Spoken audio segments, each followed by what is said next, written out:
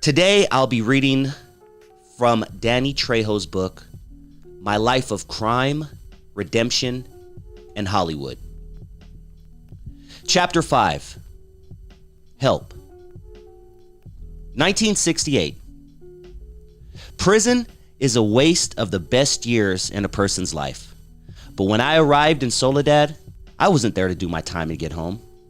Since I assumed I'd always be there, I treated it like a job. I was resourceful, and resources in prison are traded in different currencies. Food, drugs, whatever. Back in 1961 in LA County, I saw the whatever of this sketched beyond belief. By then, every type of lockup was home to me. I'd been locked up so many times, I was more used to being inside than out. While I was waiting to get shipped out to Tracy, there was a greasy, dirty, scrawny white boy in county. He was so poor he didn't have a belt and instead used a piece of string to keep his pants up. The dude was going to get jumped by the blacks, so he came to us for protection. The problem was he didn't have any money. I felt sorry for him. It was clear the only shower the man was ever going to have was the one he was going to get in jail. There were 3 in our cell: Johnny, Ronnie, TREJO, and me. So we told the dude he could clean up for us and we'd keep an eye out for him. He couldn't sleep in our cell, but we let him sleep just outside so people knew he had eyes on him. A couple of days later, the guy told me he had hypnotic powers and he can get us high. We weren't doing anything, so we said, why not give it a shot? It was like a guided meditation. He talked us through the whole thing.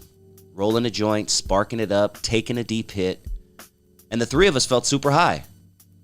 The man said, your body already remembers. It knows what to do. It anticipates getting high. And that's how it works. That got my wheels turning. The next day I said to the dude, if you can do that for weed, can you get us high on heroin? He said he could, but we'd have to really focus for it to work. I grabbed TREJO and Johnny Ronnie, and the dude sat us down and told us to close our eyes. For 15 minutes in great detail, he walked us through the process of copying the dope, finding a place to fix, cooking the heroin in a spoon, drawing it into a needle, and sticking it in our veins. Even before I fake fixed, I could taste it in my mouth. Any junkie knows what it tastes like. By the time he described it hitting my bloodstream, I felt the warmth flowing through my body.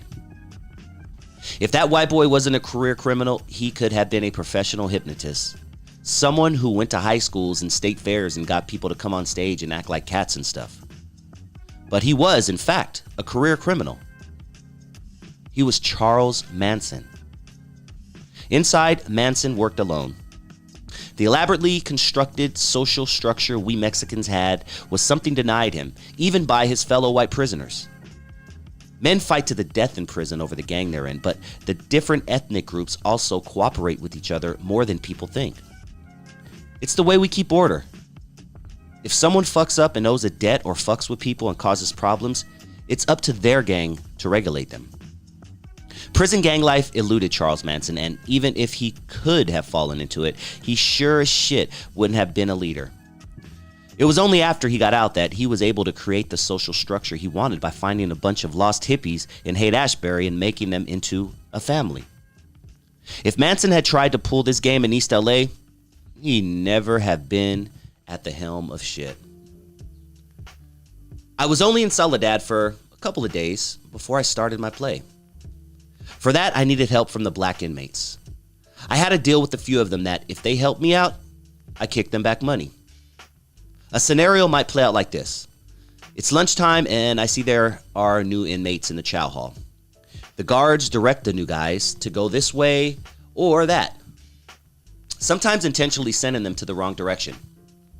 A young guy might be sent over to a table full of guys of a different race, and I'll know he's a fish because he's already fucked up by listening to the guards instead of going with his own. I approach this person and say, "What's up, Holmes? You all right?" He might confess that he's all right, but afraid, unsure of the ropes, where to go and what to do, or he might pretend he has everything under control and he can handle himself. Fuck this, I'm good. Reading fear is perhaps my greatest gift. And in prison, fear is everywhere. You sure? Because you seem a little unsure. I let him do his thing, and that night in the showers, I cleared the joint out. Then I sent four of the biggest, baddest looking motherfuckers into the shower with full-on erections to surround him. Whatever the hell he's told himself about how things might go down and how much control he'll have goes out the window at that point. It's a recalculation as terrifying as it sounds.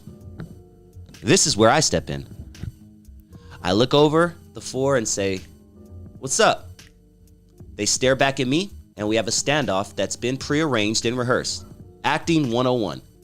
From the looks on their faces, they appear to be weighing the costs of what's going on. Finally, they appear to relent. All the inmate knows for sure is that I just saved him from the most terrifying situation he's ever been in. Now he's of a different mindset.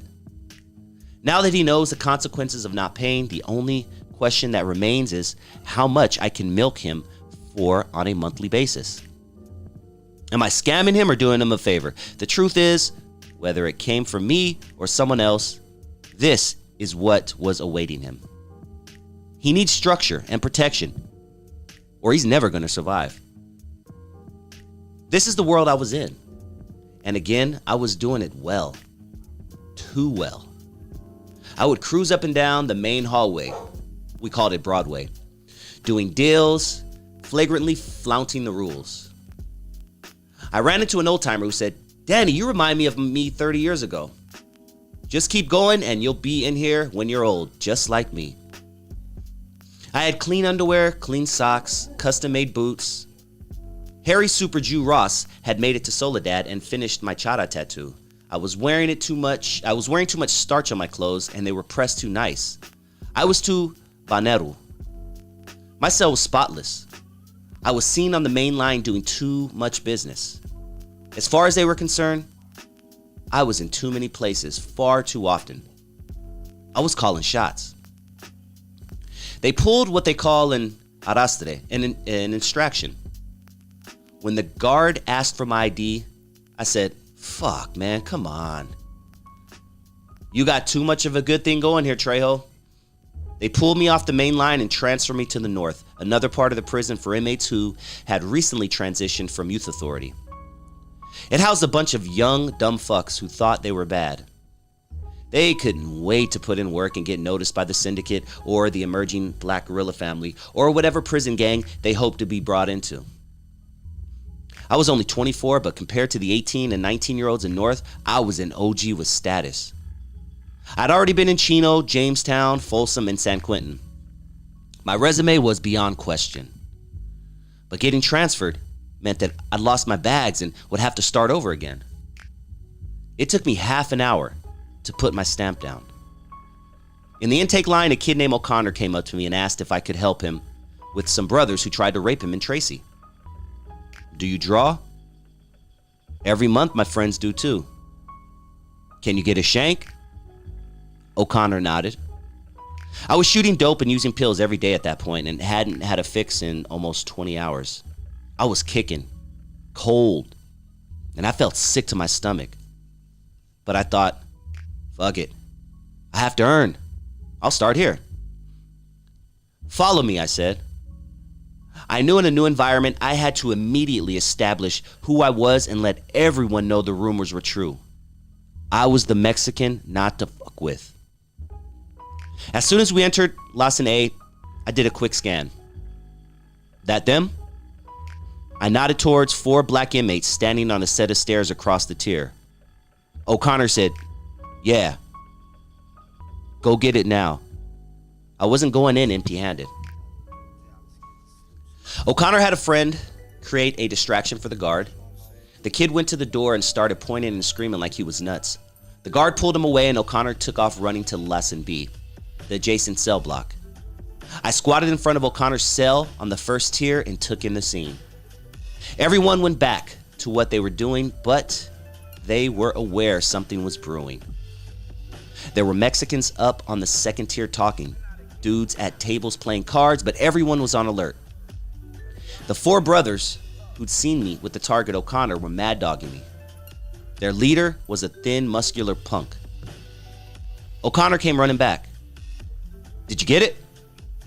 He nodded and pulled up his shirt. 2 swords were tucked into his pants. That meant a lot. O'Connor was pretty. He was always going to be prey, but not only was he willing to pay me for protection, he was willing to put in the work. I said, "Turn around and let them see you pass me one." He handed me a screwdriver shaved down to a pick. They stopped glaring as soon as they saw O'Connor hand me the sword. "Stay behind me and don't do shit till I tell you to." I tucked the shank in my pants and made beeline to the stairs. 3 of the dudes immediately stepped back. Big mistake. You never take a step back. I went straight for the leader. "You mean this man?" I was in his face close enough to make him feel trapped, far enough away to pull my piece and stick him. "Yeah, we know him from Tracy." His mind was racing. He was scared. He didn't know what move to make or if he could make one at all. In a split second, his expression went from cocky, dismissive, smirky, and hard to one that said, "I might die here." There are 2 kinds of people in the pen: predator and prey. They wake up and choose which one you're going to be every day. This man was a predator. He was a rapist who picked easy targets, probably had since his days in juvenile hall. He did in Tracy for sure. He woke up that morning and decided he was a predator. But so did I. It was his move. Would he fight? Probably not. People don't fight in prison like they show in the movies. They don't square off and throw fists. If you do, you both get in trouble. Even though I've been a boxer since I was 8, I'd much rather stab you 3 times, drop the shank, and walk away. You can block a punch, but you can't block a knife. You don't know him anymore, understand?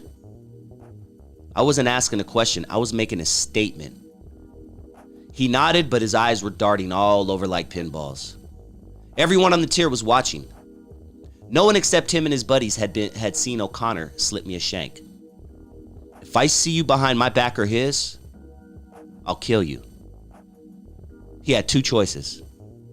He could throw down and make it happen, which was unlikely since he knew I had a sharp as fuck 6-inch screwdriver, or he could back down.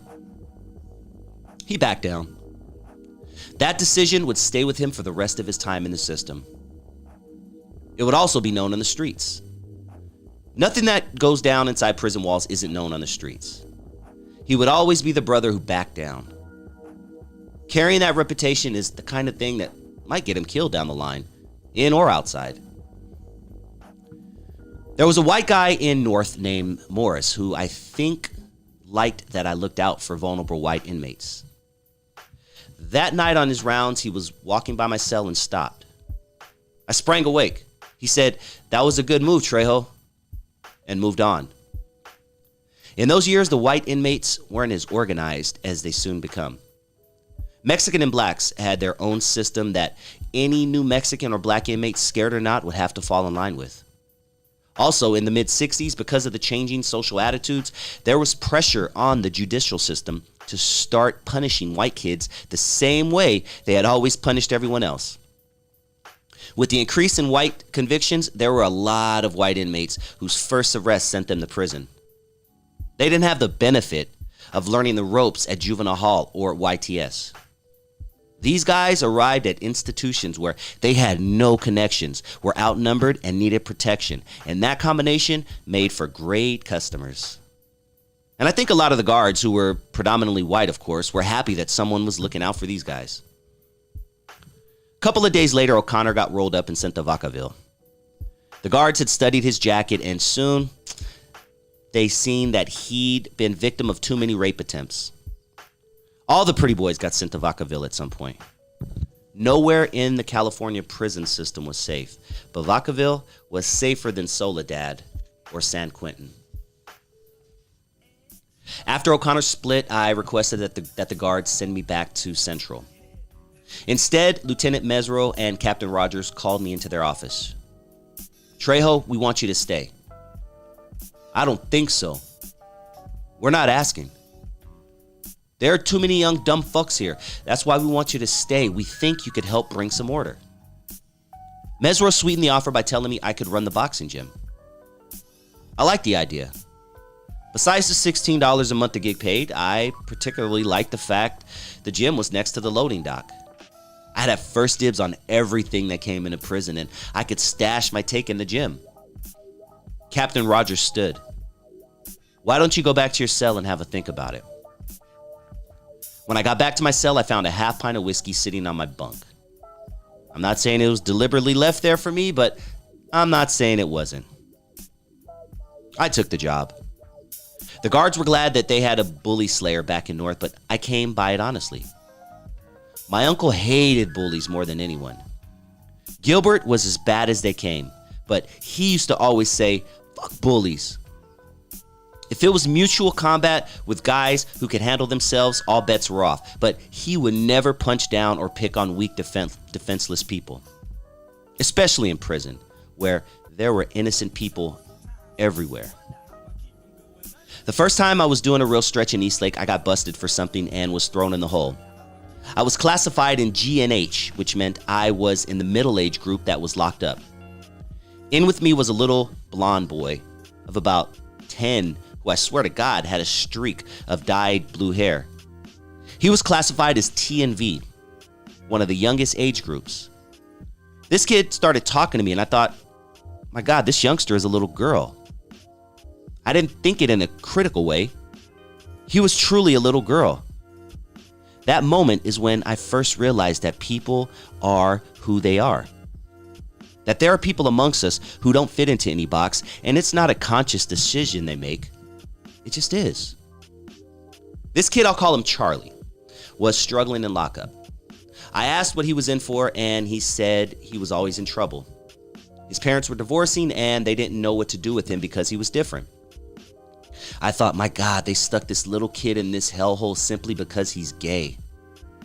There were all kinds of kids who were sent to juvie simply because their parents were fighting over custody, or they had been molested, or any number of things that weren't their fault. Juvie was full of kids who were on a path to becoming career criminals. And these innocent victims of the system were at their mercy. When I got released back into the yard, I saw some older Mexican boys fucking with Charlie. I whistled to them and pointed at Charlie. He's mine.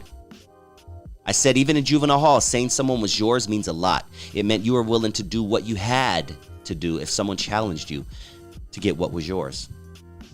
They said, he's yours? I nodded. All right then, Holmes. Word got around that Charlie was protected. Maybe in that instance, I saved a kid from a life-altering event that would have destroyed him. But there were too many Charlies and not enough guys willing to stick their necks out to protect him. I had always been that person for my friends on the outside when I was young. Timmy Sanchez, Mike Schwartz, and Rudy Imamoto come to mind. But the stakes inside there were so much higher than just an ass whooping in a park. Charlie was the first person who really opened my heart to the plight of innocence in the animal factory. But he certainly wasn't the last.